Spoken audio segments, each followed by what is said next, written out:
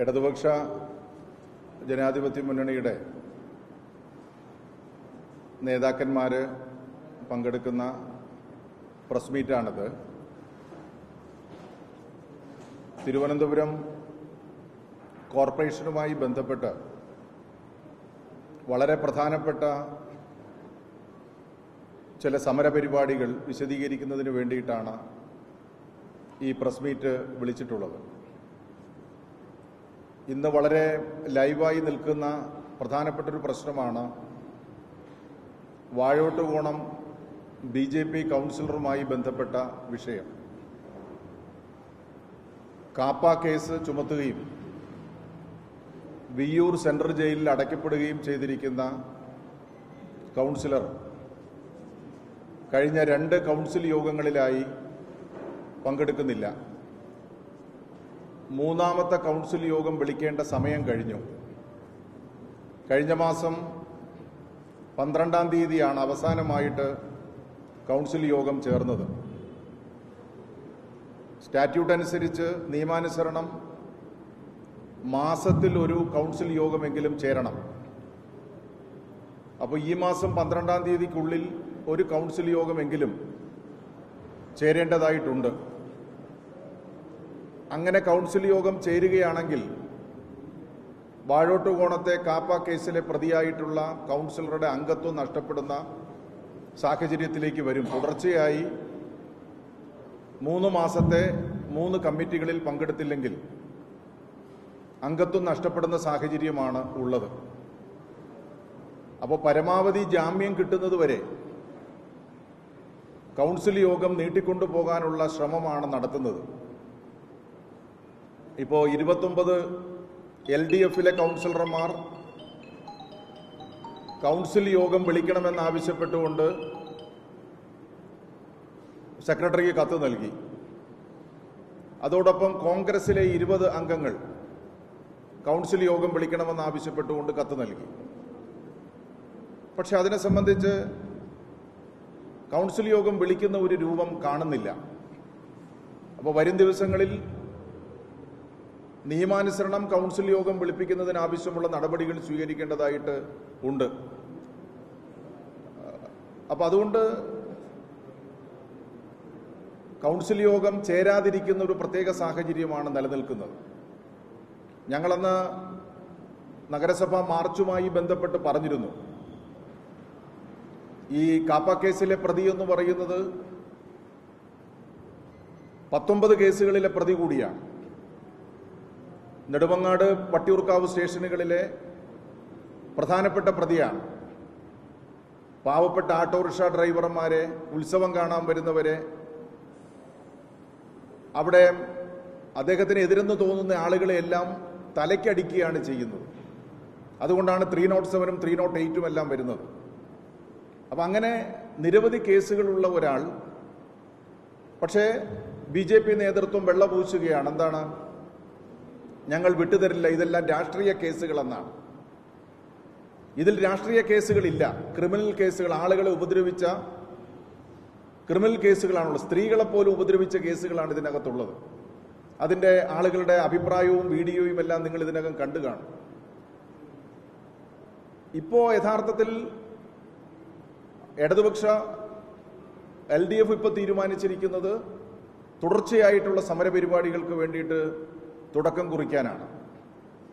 23-ാം തീയതി ചൊവ്വാഴ്ച രാവിലെ 10 മണി മുതൽ നഗരസഭയ്ക്ക് മുമ്പിൽ റിലേ സത്യാഗ്രഹം ആരംഭിക്കുകയാണ്. രാവിലെ 10 മുതൽ 1 മണി വരെ 2 കൗൺസിലർമാരുടെ നേതൃത്വത്തിൽ ഓരോ ദിവസവും മാറി മാറി 2 കൗൺസിലർമാർ, ആ 2 കൗൺസിലർമാരുടെ നേതൃത്വത്തിൽ റിലേ സത്യാഗ്രഹം. 100 കണക്കിന് LDF പ്രവർത്തകർ ഇവർക്ക് അഭിവാദ്യം അർപ്പിച്ചുകൊണ്ട് അവിടെ ഉണ്ടാവും. അങ്ങനെ ഒരു സമരപരിപാടിക്ക് 23-ാം തീയതി മുതൽ ആരംഭിക്കുകയാണ്.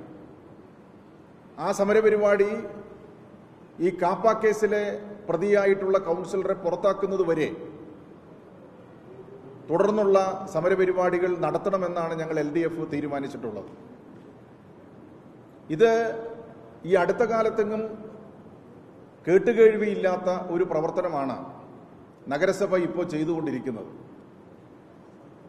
നഗരപിതാവ് ഏതോ ഒരു സ്വപ്നജീവിയായിട്ട് നടക്കുകയാണ്. രാവിലെ വരിക, നഗരസഭ മേയറും ഡെപ്യൂട്ടി മേയറും കൂടി ചേർന്ന് എവിടെയെങ്കിലും ഒരു റീല് കിട്ടുന്നതിന് വേണ്ടിയിട്ട് അഭിനയിക്കുക, ആ റീലെടുത്ത് പ്രസിദ്ധപ്പെടുത്തുക, ഇങ്ങനെ കുറേ കാര്യങ്ങൾ നടന്നു വരുന്നു. മേയറെ കാണാൻ വരുന്ന, നിങ്ങളിതുവരെ കേട്ടുകേൾവി കാണത്തില്ല, മേയറെ കാണാൻ വരുന്ന, ഒരു അപേക്ഷ കൊടുക്കാൻ വരുന്ന ആളുകൾ വരുമ്പോൾ നേരെ കസേരയിൽ ഇരുത്തുന്നു, മേയറോട് സംസാരിക്കുന്നു, ഒരു അപേക്ഷ കൊടുക്കുന്നു. ഇതെല്ലാം റീലുകളാക്കി ഇറക്കുകയാണ്. എത്രയോ കാലമായിട്ട് ഈ നഗരസഭയുടെ മുൻ മേയറാണ് സഖാവ് വി ശിവൻകുട്ടി. മുൻ മേയർമാർ ധാരാളം ഉണ്ടായിരുന്നു. അവരെല്ലാം നിരന്തരം വരുന്ന ആളുകളെ കാണുകയും അവരുടെ പ്രശ്നങ്ങൾ പരിഹരിക്കുകയും ഒക്കെ ചെയ്യും.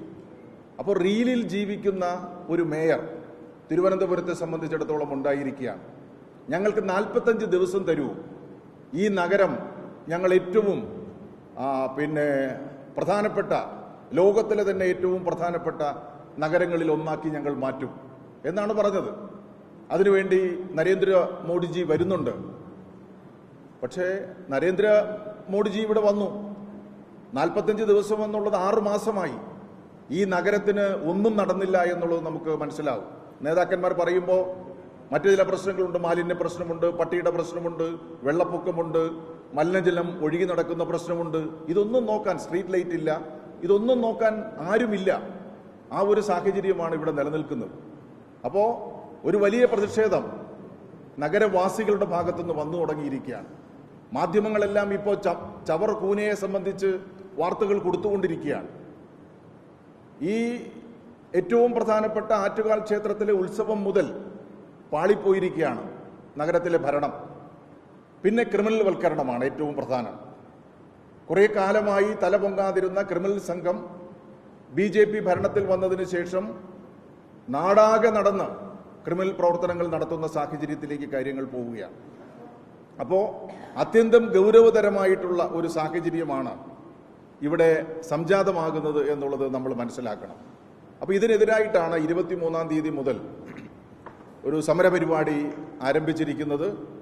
ആ സമരപരിപാടി നിങ്ങളോട് അനൗൺസ് ചെയ്യുന്നതിന് വേണ്ടിയിട്ടാണ് ഈ പ്രസ് മീറ്റ് വിളിച്ചത്. ഈ പ്രസ് മീറ്റിൽ CPIയുടെ ജില്ലാ സെക്രട്ടറി സഖാവ് മാങ്കോട് രാധാകൃഷ്ണനുണ്ട്, CPMന്റെ സംസ്ഥാന കമ്മിറ്റി അംഗവും കർഷക സംഘത്തിൻ്റെ സ്റ്റേറ്റ് പ്രസിഡന്റുമായിട്ടുള്ള സഖാവ് M. വിജയകുമാറുണ്ട്, പ്രിയങ്കരനായിട്ടുള്ള MP പാർട്ടി സംസ്ഥാന കമ്മിറ്റി അംഗം